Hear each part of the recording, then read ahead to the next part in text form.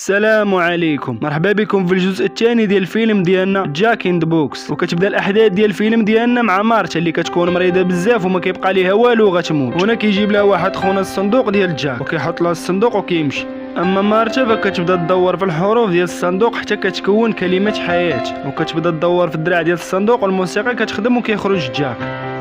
وداك خونا اللي جاب لها الصندوق ملي كان خارج بحالو كيهاجمو جاك وكيقتلو، وكيرجع جاك للصندوق وكيدي مع داك خونا اللي قتل وكيكون اول ضحيه.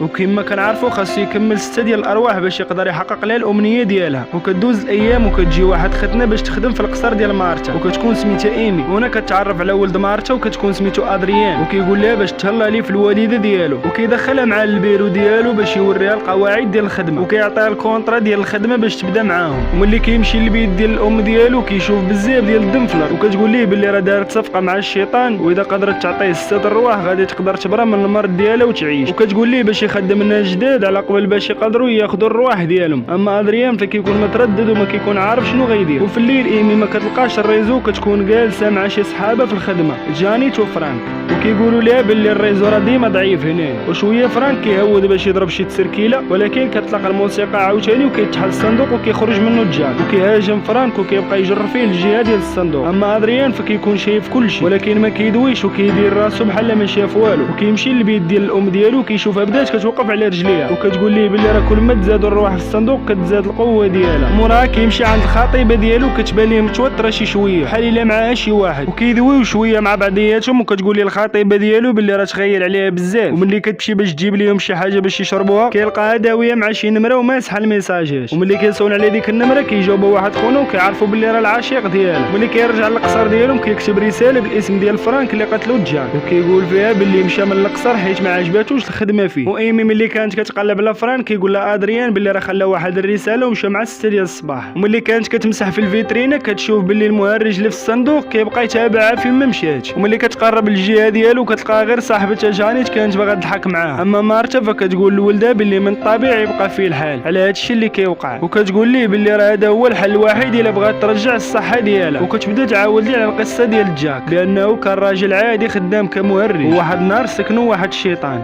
وبدا كيغير ليه الشكل ديالو بشويه بشويه. وان واحد خونا هو اللي قال ليه باش يحبس راسو في هذا الصندوق باش يقدر يتخلص من الشيطان اللي ساكنه، ولكن هو ما كانش عارف باللي داك الراجل راه باعو للشيطان على قبل مراته باش تحمل حيت كانت عاقره. وملي كمل 6 ديال الرواح مراته ولدات ليه واحد الدري، ومن داك الوقت قرر جاك باش يرجع وينتقم. وهنا كتجي الخطيبه ديال ادريان باش تسول فيه شويه، ولكن ادريان غفلها وداها للكاب ديال القصر وربطها في واحد الكرسي.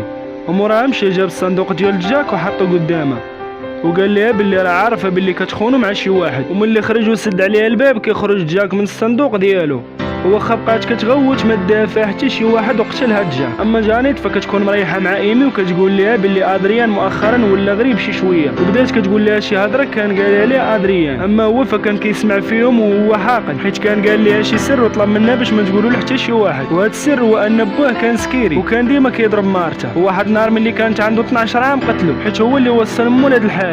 وكيمشي ادريان للكاب اللي دار فيه الخطيبه ديالو ولكن كيلقاها مقطعه ومع ذلك باقا عايشه وكيمشي وكيخليها. اما جاك فكيجرها للصندوق. وايمي ملي كانت كدير الخدمه ديالها كيجي ادريان وكيدير ليها الفنيده ديال النعاس في الكاس ديال الماء ديالها، وفي الليل كتعيا وما كتعرفش السبب شنو هو. وملي كتمشي للبيت ديالها باش تنعس كتسمع واحد الصوت جاي من جهتها، وملي كتشوفو باللي جاك كتهرب وكتبقى كتغوت، ولكن كتجي عندها صاحبتها جانيت وكتهدنها. وملي جا عندها ادريان في الصباح قالت لي باللي راه شي واحد جا عندها البارح، وهو كينكر وكيقول لها باللي راه غير كتخيل. وملي كيجي عندها الطبيب باش يشوف مالها كيكون متردد باش يعطيها الدواء وكيعطيها لا كارت فيزيت ديالو باش الا حسات بشي حاجه تصوني عليه. وملي كيمشي الطبيب كيتبع ادريان وكيبقى يغوت عليه وكيقول ليه علاش ما عطيتيهاش الدواء باش تبقى ديما سخفانه، ولكن الدكتور كيمشي وكيقول ليه باللي راه ما جاتش باش يعطيها شي دواء اللي غادي يضرها. وملي كيوصل عند الباب ديال القصر كيلقاه مسدود وكيمشي لواحد البيت باش يشوف لا فيه شي واحد باش يجي يحل ليه الباب، وتما كيلقى الصندوق وكيجي ادريان من وراه وكيدفعو وكيسد عليه الباب وكيخرج جاك من الصندوق وكيقتلو وكيدور المؤشر عند رقم 4 وهنا كنعرفوا باللي باقي لهم غير جوج رواح. وادريان ملي كيشوف الام ديالو بدات كتمشي على رجليها غير بحدا كيفرح بزاف وكتقول ليه باللي خاصهم يتهناو من جوج رواح اليوم قبل غدا. وكتدخل جانيت عند ايمي لبيتها وكتقول لها باللي سمعت ادريان كيدوي مع الطبيب باش يعطيها شي منوم باش تبقى ديما ناعسه، وكتقول لها باش يهربوا من القصر قبل ما يدير لهم ادريان شي حاجه. اما ايمي فكتقول لها باللي السارود ديال الباب الكبير ديال القصر ما كاينوش مع السوارت الاخرين. وكتمشي جانيت باش تقلب عليه وكتدخل البيت ديال ادريان باش تقلب فيه لعله هو عسى تقدر تلقاه تما. ملي كيدخل ادريان للبيت جانيت كتدرك وكتسناه حتى يمشي. وملي كتمشي لاكاب باش تقلب على السارود كتسمع صوت الموسيقى خدامه، وهنا كيخرج لها جاك من الصندوق وهي كتبقى تغوت. اما ايمي فكتكون كتجمع الحوايج باش يمشي وكتشوف لاكارت فيزيت ديال الدكتور اللي جا عندها وكاتب لها في هذيك لاكارت باش تمشي بحالتها وتحاول تهرب باي طريقه. اما جانيت فكانت كتطلب من ادريان باش يعاونها باش تخرج، ولكن هو كيقول لها باللي تستاهل اكثر من هادشي وكيجي ليها جاك وكيجرها للصندوق.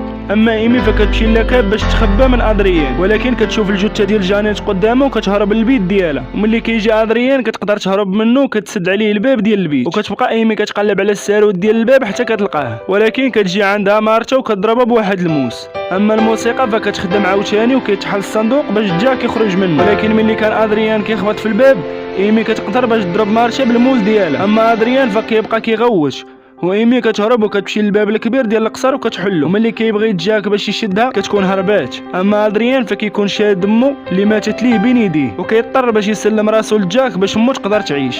وملي كيقتلو جاك كيديه للصندوق ديالو وكيكمل 6 ارواح وكترجع مارتا للحياه. وهنا كيسالي الفيلم ديالنا. وكيف العاده الخوت اللي عجبكم هذا المحتوى ما تنساوش دعمونا بواحد اللايك وبواحد الكومونتير، واللي مازال ما مابونيش في القناه يتابونا وتسناونا في فيلم جديد. والسلام عليكم.